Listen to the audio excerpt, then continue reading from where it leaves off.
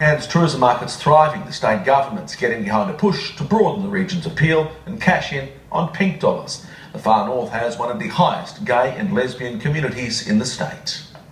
The pink dollar isn't something everyone holds in their wallet, but it's paid its dues and has infiltrated the Far North in more ways than one.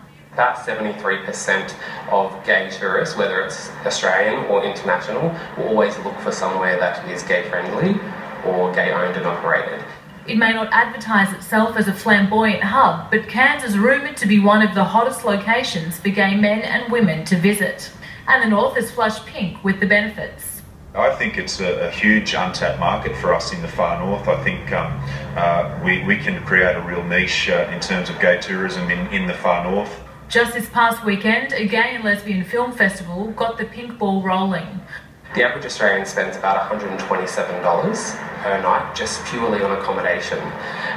Gay tourists, gay and lesbian tourists, $147. Australian pop icon Paulini added high notes and notoriety to the event in Cairns, and the state government have added their own voice to the call for pink tourism.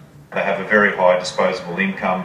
It's a group that loves to travel and travel frequently. So I think let's go for it. The FNQ magazine turns 1 this year, and its editor hopes pink dollars will soon be something everyone can cash in. Isabel Mullen, WIN News.